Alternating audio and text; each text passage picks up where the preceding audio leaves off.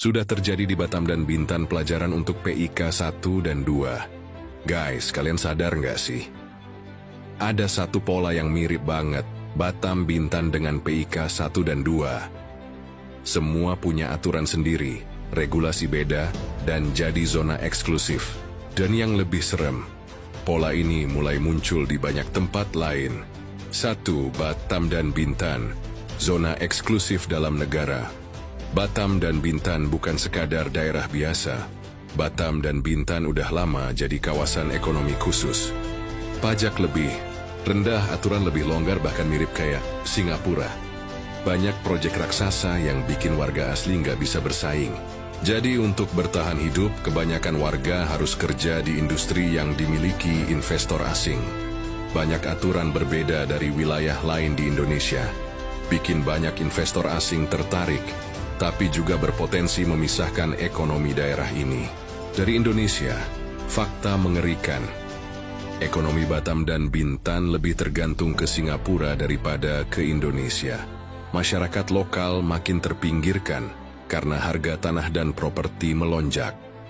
Ada area yang nyaris terlarang bagi orang Indonesia, sendiri seperti Lagoy di Bintan. Coba pikir, kenapa masyarakat setempat malah susah masuk ke kawasan elit ini? Apakah kita sedang kehilangan tanah kita sendiri?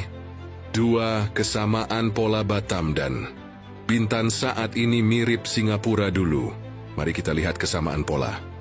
Singapura dulu bagian dari Malaysia, tapi ekonominya dikuasai elit dan lebih dekat ke dunia internasional.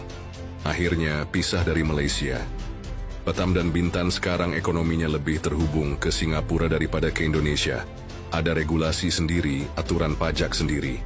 Ada zona eksklusif, dan ada wilayah tertutup, di mana warga lokal sulit untuk masuk.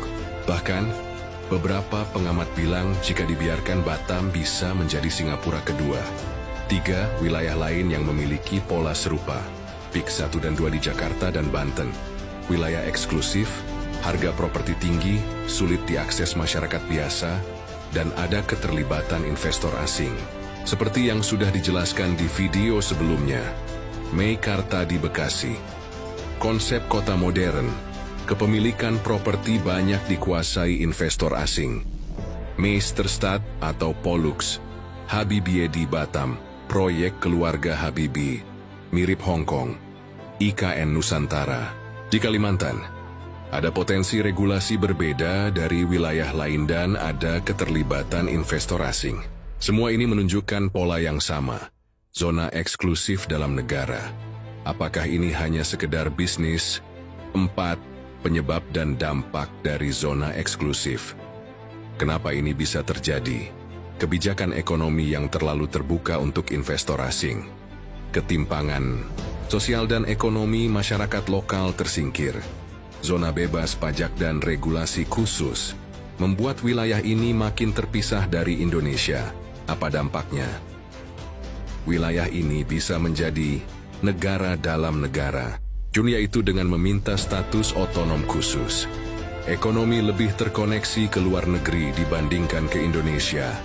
Pemerintah pusat kehilangan kontrol secara ekonomi dan politik. Masyarakat lokal semakin sulit bersaing dan merasa terasing di tanahnya sendiri. 5. Apa yang harus kita lakukan? Pemerintah harus memperketat regulasi untuk mencegah wilayah ini terlalu mandiri secara ekonomi dan politik. Transparansi dalam kebijakan investasi, agar keuntungan ekonomi tetap dinikmati oleh rakyat Indonesia, bukan hanya elit atau pihak asing. Batam dan Bintan udah kasih kita pelajaran. Sekarang PIK mulai masuk jalur yang sama. Kalau ini dibiarkan, jangan kaget kalau makin banyak wilayah di Indonesia yang punya aturan sendiri.